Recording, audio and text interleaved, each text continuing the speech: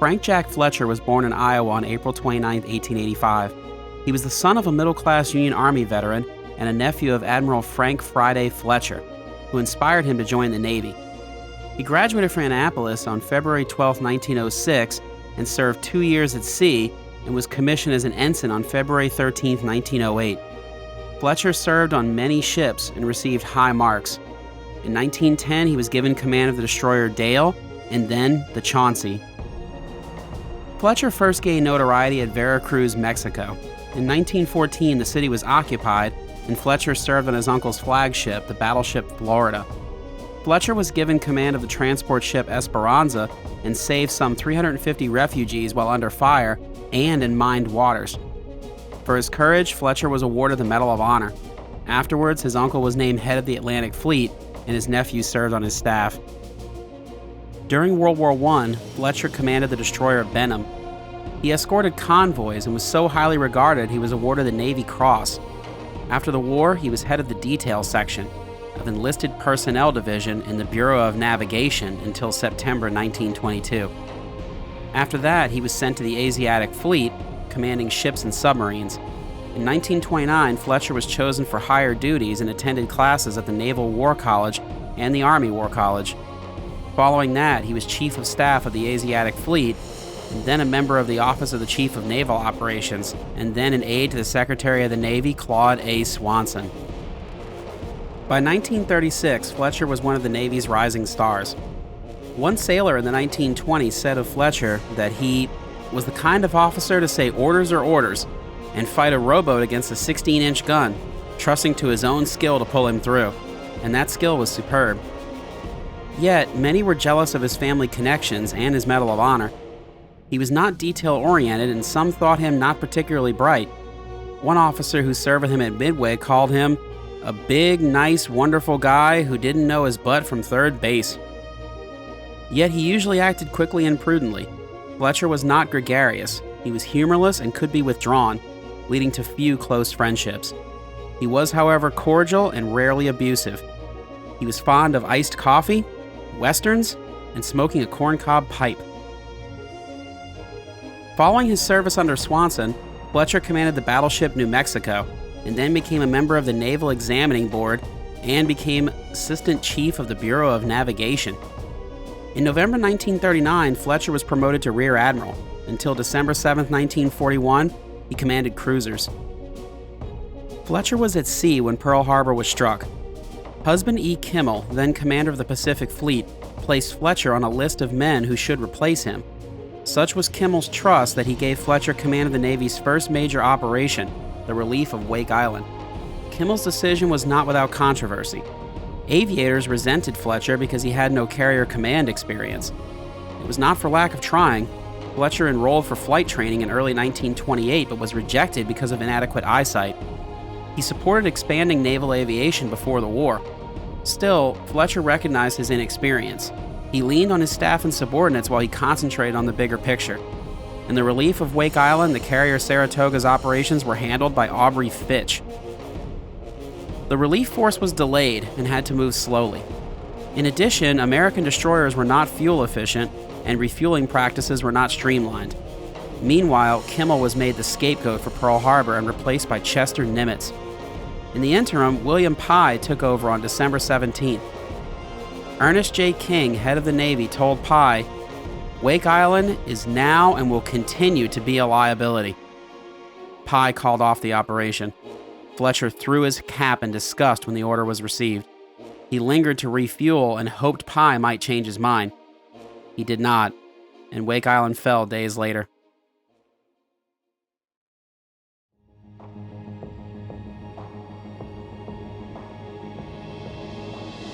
After Wake Island fell, Fletcher was given Task Force 17 with the carrier Yorktown.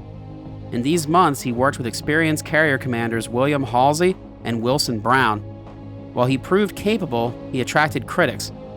To some, he was derided as fueling Jack because he seemed to refuel his ships at the most inopportune times. Others felt better and more senior admirals deserved his post. Worst of all, King thought Fletcher was too cautious when Fletcher refused to launch an ill-advised raid on Rabaul in March 1942. This was the beginning of a lifelong enmity between the two men. In May 1942, Fletcher was sent with the carriers Yorktown and Lexington to stop the Japanese offensive aimed at Port Moresby. The engagement would become known as the Battle of the Coral Sea and was the first carrier-on-carrier battle. Neither fleet came within sight of each other. At one point in the fighting, Fletcher lost his composure over a bad scouting report, yelling, "Young man, do you know what you have done? You've just cost the United States 2 carriers." In a strike on May 5th, the destroyer Kikuzuki was annihilated. On May 7th, Fletcher's aircraft sank the light carrier Shoho. Lieutenant Commander Robert E. Dixon radioed back, "Scratch 1 flat top." The next day, the two sides traded blows. The carrier Shokaku was damaged, but Lexington was crippled by torpedoes. Yorktown was hit and survived, but Lexington had to be scuttled. On the way back to Pearl Harbor, nerves were tense. When a reef was mistaken for a carrier, Fletcher said, "In spite of what we've been through, it looks as though we're not going to get away with it. But by God, we'll go down like Americans." Coral Sea was a costly victory. Fletcher had prevented the Japanese from taking Port Moresby and caused their first major warship loss. Yet Lexington was gone. King blamed Fletcher for losing the carrier Lexington, King's favorite ship. Others claimed that Fitch, who ran overall carrier operations, was more responsible for the victory. Nimitz, though, did not feel that way. He told Fletcher, "You have filled our hearts with pride and have maintained the highest traditions of the Navy." There was no rest for Fletcher or Yorktown. The Japanese were headed for Midway, and Nimitz hoped to ambush them. Fletcher would take Yorktown, while Raymond Spruance took Enterprise and Hornet. Fletcher had overall command, but he and Spruance separated their fleets. Fletcher was fast becoming more comfortable with carrier operations, and his staff was better than Spruance's and handled their operations better. In the fighting, Japan lost the carriers Akagi, Kaga, Soryu, and Hiryu. Aircraft from Yorktown sank Soryu and helped sink Hiryu. However, Yorktown was heavily damaged, and Fletcher had to give up tactical command. While Spruance managed to sink the heavy cruiser Mikuma, Japanese submarine I-168 sank the crippled Yorktown and destroyer Haman. Nimitz praised Fletcher, who was awarded with the rank of Vice Admiral. King thought the victory had more to do with Spruance. In addition, 2 ships under Fletcher's immediate command were lost. In time, Fletcher's role was downplayed. In August 1942, Americans began a counteroffensive in the Solomon Islands. The plan was King's brainchild, but was rushed and poorly planned, some calling it Operation Shoestring. Fletcher opposed the plan, but was tasked with giving air support. Fletcher also feuded with Richmond Turner. He was one of King's protégés and oversaw the Guadalcanal landings. On August 8th, Fletcher withdrew to refuel and to avoid his carriers being attacked. Fletcher had lost a number of fighters, and Nimitz made it clear he did not want the carriers to be unduly at risk. Fletcher also thought Turner had unloaded most of his supplies, but Turner had given Fletcher misleading information. The next day, the Japanese struck, and at Savo Island sank 4 cruisers. The defeat enraged King, who even wept at one point. Both Turner and Alexander Van Grift, the Marine commander, thought Fletcher mishandled his carriers, and the Marines on the island felt abandoned. Around this time, people started to unfairly blame Fletcher for the loss of Wake Island. Fletcher got some revenge for Savo Island weeks later at the Eastern Solomons. The Japanese made an all-out attack on Guadalcanal. In the confused fighting, Fletcher sank the light carrier Ryujo, but Enterprise took heavy damage. Fletcher then withdrew, fearful that a Japanese surface force was bearing down on him. He was correct, and given Japan's superiority at night fighting, Fletcher likely avoided a repeat of Savo Island. After the battle, Fletcher told his staff, "Boys, I'm going to get 2 dispatches tonight. One from Admiral Nimitz telling me what a wonderful job we did, and one from Admiral King saying, 'Why in the hell didn't you use your destroyers and make torpedo attacks?' And they'll both be right." Fletcher was correct. Nimitz considered the battle a major victory, while King thought Fletcher was a coward.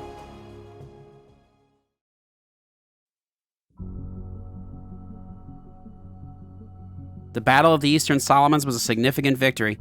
The Japanese lost more ships, aircraft, and air crews, and Japanese troop reinforcements for Guadalcanal were delayed. This was Japan's last best chance to overrun Guadalcanal. The island would become a meat grinder in which Japan lost irreplaceable pilots and ships. Fletcher, though, would not see the final victory at Guadalcanal. While Enterprise was repaired, Saratoga was hit by a single torpedo from submarine I-26 on August 31st. Fletcher was injured in the attack, and to his embarrassment, he was awarded a Purple Heart. Fletcher was blamed for the damage to Saratoga due to the ship's slow speed and inadequate anti-submarine measures. With Saratoga out of action, Fletcher was recalled to Hawaii. Fletcher was exhausted, having lost weight and aged considerably in his 8 months of nearly continuous active service. John McCain, who commanded aircraft on Guadalcanal, said, "He did appear to be in good shape, except for a slightly strained expression about the eyes, which you have become so accustomed to seeing in the eyes of others returning from active operations." Yet to Nimitz, McCain said, 2 or 3 of these fights are enough for any one man. A rest will do him good. Nimitz wanted Fletcher in command after he rested, but King froze him out, and even refused to meet with Fletcher when he was in Washington, D.C. King told Nimitz that Fletcher wanted a shore command, which was a lie. To a reporter in Seattle, Fletcher said, "I feel like all Navy men. I would rather be at sea." Instead, he commanded the Seattle Naval Base. Fletcher's tenure had been impressive. In 3 carrier battles, his forces sank 4 Japanese carriers for the loss of 2 and inflicted heavy aircraft losses as well. Throughout his time at sea, Fletcher recommended many of the tactical and organizational innovations that made the American carrier forces second to none by 1944. He was a pioneer in warfare, fighting battles that until Coral Sea had been purely hypothetical. In particular, he saw the potential of radar and used it well at the Eastern Solomons. Fletcher was awarded for winning the first 3 carrier battles in history with a backwater command. In October 1943, he was named commander of North Pacific Area, but only after Attu fell. He did not command major forces until 1945. Fletcher's forces then bombarded positions in northern Japan. He remained active until December 1945. Fletcher then served in several administrative posts until he retired a full admiral in 1947. He lived out his days at Araby, his country estate in Maryland. Fletcher died on April 25, 1973, 4 days before his 88th birthday, at the Bethesda Naval Hospital in Bethesda, Maryland. He was buried in Arlington National Cemetery. The attack on Fletcher's career commenced immediately after the war, and some of it was Fletcher's fault. Always given to be withdrawn, Fletcher saw few people. He declined to work with the Pentagon when they tried to reconstruct the naval battles of 1942. He also would not speak with Samuel Eliot Morison, who was writing The History of United States Naval Operations in World War II. Morison took a negative view of Fletcher that influenced future historians. Only a few, such as Spruance, Thomas Kincaid, and Poco Smith, defended Fletcher. By contrast, King, Turner, Van Grift, and their allies heaped scorn on Fletcher. In the Marine Corps, he was especially despised. Even Nimitz, by now close with Turner, had little good to say about him. Whereas once Nimitz considered Fletcher's victory at Eastern Solomons vital, he now thought Fletcher had shown undue caution. By 1949, King had even forgotten Fletcher's first name, calling him Edward, and declaring that Fletcher had not much in the way of brains. It was a terrible slight against a man who fought and won the first 3 carrier battles in history against a superior opponent.